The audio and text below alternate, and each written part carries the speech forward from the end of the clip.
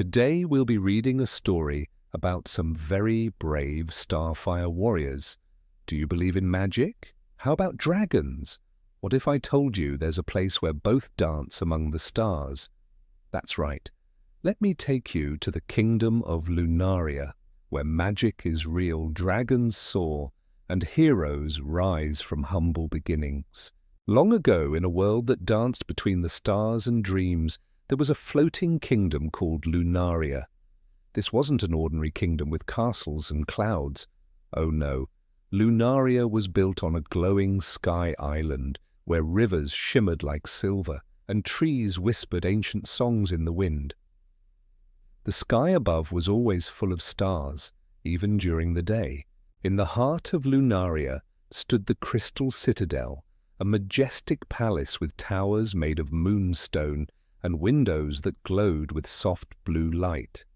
This was where the Starfire Warriors lived, guardians of peace, kindness, and courage. There were 3 young warriors in training, each with a heart full of dreams and a destiny brighter than the stars. First, there was Elara. Elara was 12, with fiery red hair tied in a braid that danced behind her when she moved. She was quick, clever, and had eyes that sparkled with curiosity.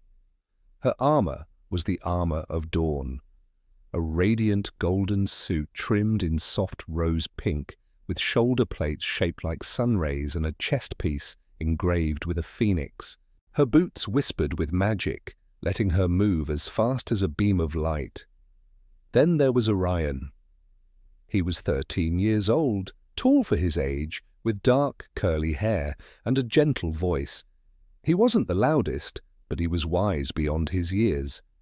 His armor was the armor of twilight, deep violet and silver, with a helmet shaped like a crescent moon. His shield bore a glowing constellation that changed with the night sky, and his sword hummed softly, like a lullaby sung by the stars. And lastly, there was Nova. She was 10 years old, small but mighty, with freckles on her cheeks and laughter like wind chimes. Her armor was the armor of starlight, lightweight, pearlescent, and enchanted with tiny sparkling gems that glowed softly when she was happy. Her helmet had tiny wings, and her gloves could summon tiny comets when she clapped. Together, they trained under the watch of Master Lunith, the oldest Starfire warrior, who wore the armor of eternity, a suit made from glowing crystal and ancient steel, shimmering like the night sky itself. He had a long, white beard, wise eyes, and a voice like thunder, wrapped in a hug. One evening, just as the twin moons rose over Lunaria, a strange light flashed in the sky. A comet, but not like any they'd seen before. It was dark, smoky, and it growled as it flew past. The ground trembled, the sky dimmed.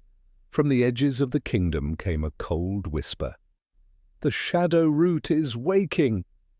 Master Lunith called the young warriors to the moon hall. "Elara, Orion, Nova," he said gravely, "the time has come for your first mission. You must journey to the Hollow Mountains where the last ember of the Heartfire crystal lies hidden. Without it, Lunaria's light will fade, and the Shadowroot will take over." Their journey began the next morning. They flew on sky foxes, glowing creatures with soft fur and wings like butterflies. The mountains were far, beyond the fields of floating lilies and through the forests of whispering willows.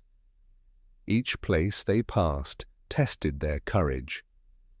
Elara faced a riddle from the talking stones and had to trust her instincts over logic. Orion met a lost wind spirit and chose kindness over battle.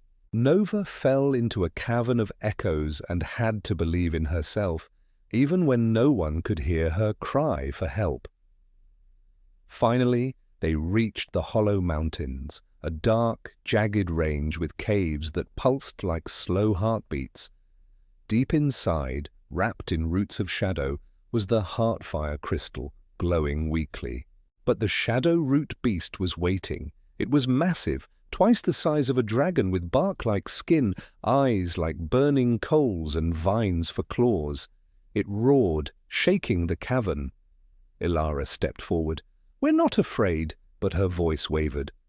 Orion raised his sword, but hesitated. "It's too strong." Nova looked at the crystal, then at the beast. What if it's not angry? What if it's hurting? They remembered something Master Lunith always said, even shadows are born from light. Instead of fighting, they did something no warrior had ever done. They removed their helmets. They stepped forward with open hands. And they spoke, not with weapons, but with kindness. Nova knelt and touched the root covering the crystal. "You were trying to protect it, weren't you?" The beast roared once more, then stopped. The vines loosened, the ground grew still, and then the Heartfire crystal burst into light, so bright that it turned night into day. The Shadowroot Beast faded into mist, no longer a monster, but a guardian set free. When they returned to Lunaria, the kingdom pulsed with renewed light.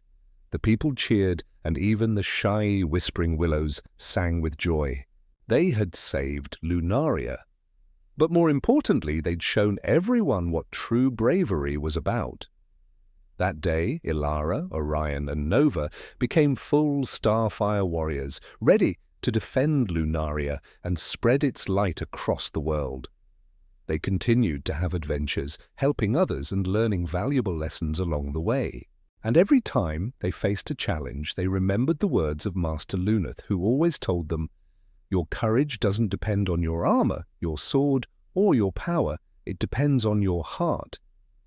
Now it's time for you to become a hero of your own story. What kind of magical armor do you imagine yourself wearing? Does it have special powers or a cool design? Maybe it's a starlight armor like Nova's, or the armor of dawn like Elara's. Tell me in the comments below. And don't forget, true bravery isn't just about being strong, it's about being kind and helping others, just like Elara, Orion, and Nova. And now it's bedtime. So let's close this storybook together.